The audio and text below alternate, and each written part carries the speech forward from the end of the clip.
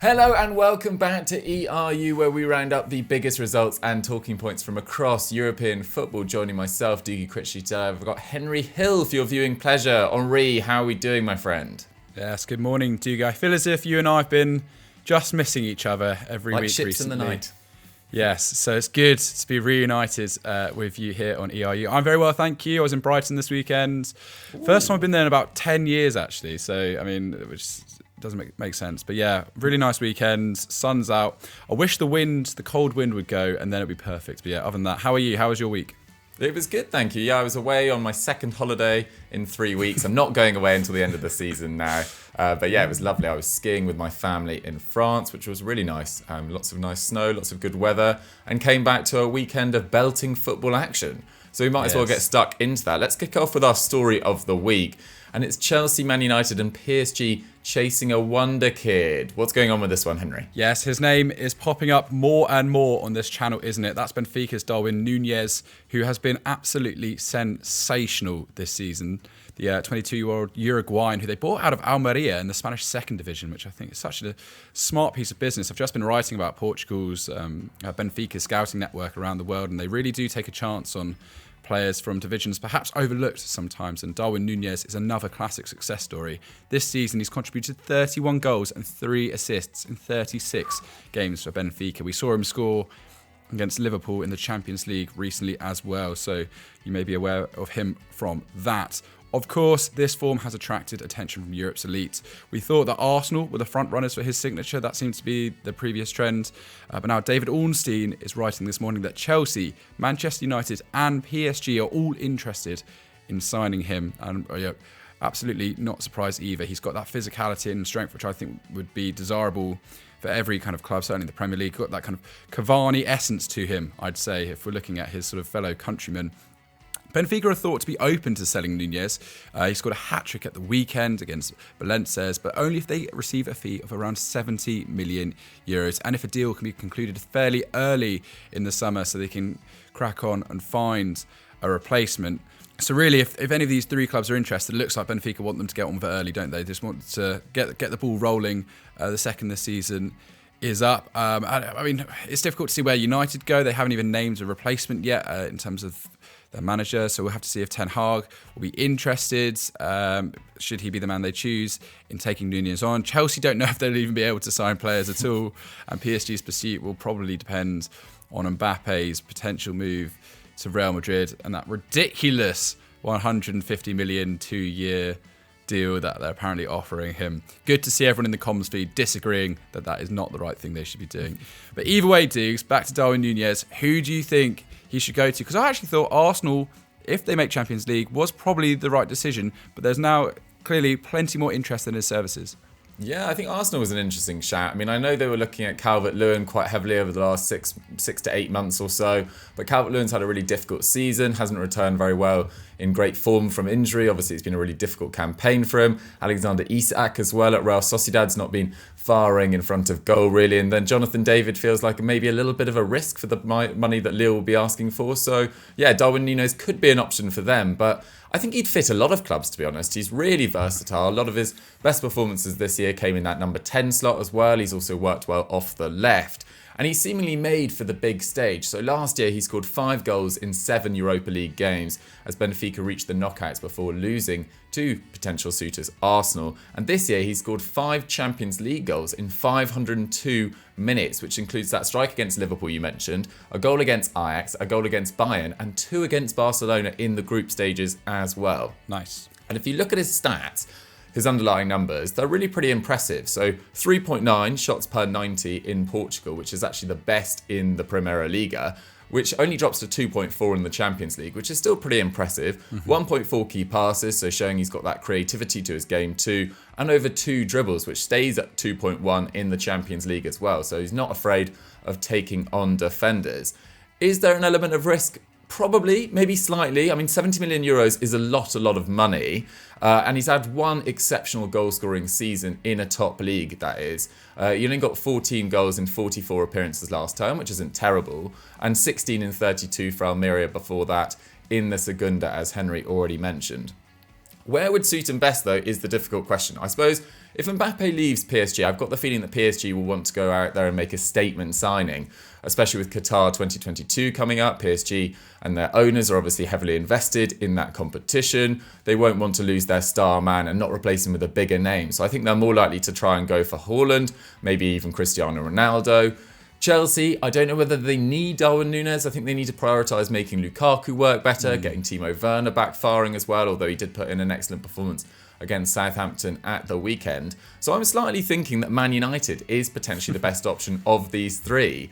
They obviously don't know what the future of Greenwood's going to be, Martial, Ronaldo, even Rashford, his future's in doubt as well. But I'd be nervous if I was Darwin Nunez going to Man United at the moment. Very dysfunctional club, struggling with their identity. It will be under a new manager who, is very highly rated, but it will feel like a little bit of a risk, and no one's quite sure how the next sort of 12 months are going to go at that club as usual. And from Man United's perspective, they should probably spend that in central midfield and improving right back and centre back. So I'm actually going to suggest someone different for him. I think that Borussia Dortmund should have a look at him if they lose Erling Haaland. I mean, Henry, what do you make of those suggestions, and where would you want to see him best? Where would you want to see him go, rather? I really like that Dortmund suggestion. The only thing is, I don't think they buy players without some element of a resale value. And I think to buy someone for 70 million, they'd have to be consider turning 90 million on him, essentially. And that's just not really going to happen, I don't think.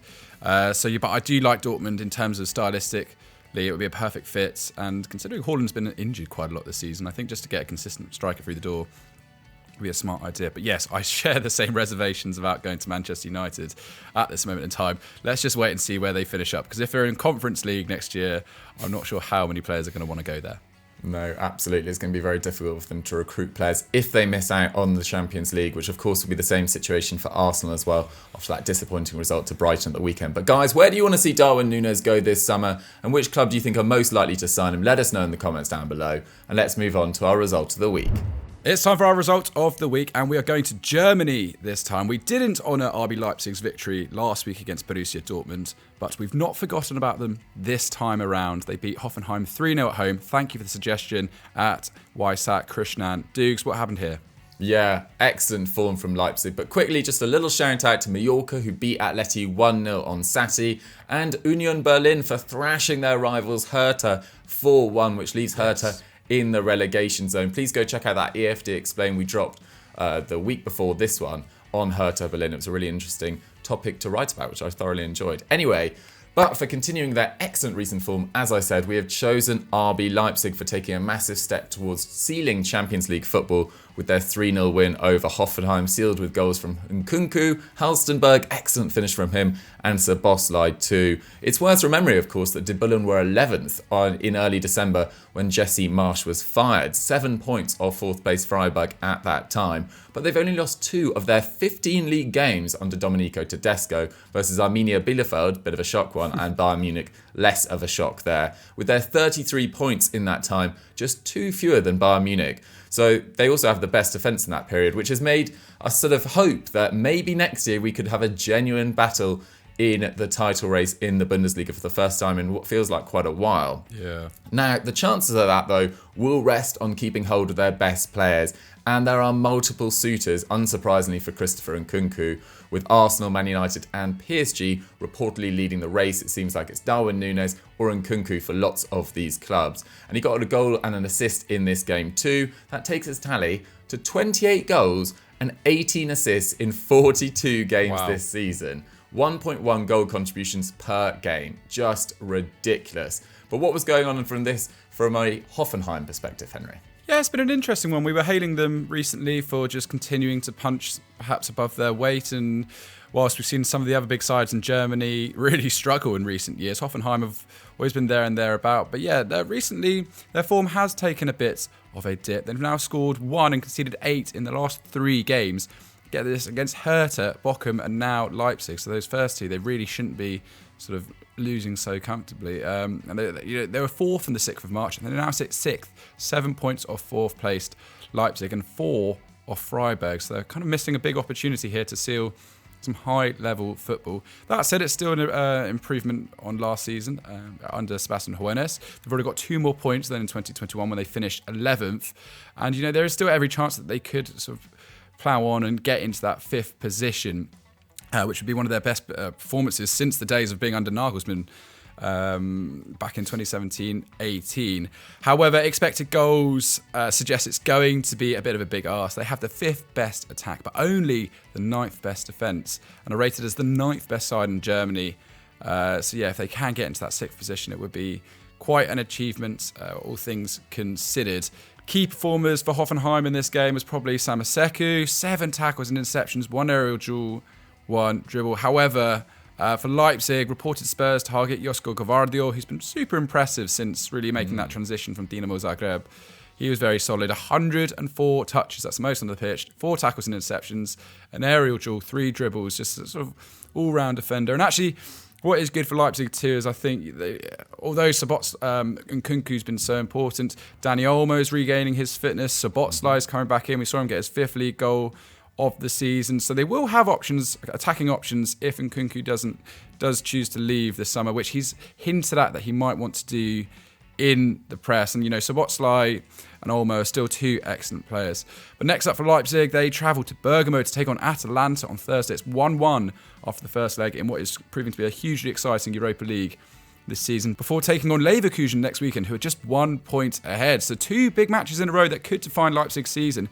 And actually, Dukes, after it looking like it was going to be a bit of a difficult campaign under Jesse Marsch, who I'm really pleased is doing well at Leeds, Tedesco's really turned around Leipzig, and they've got a lot to play for this term.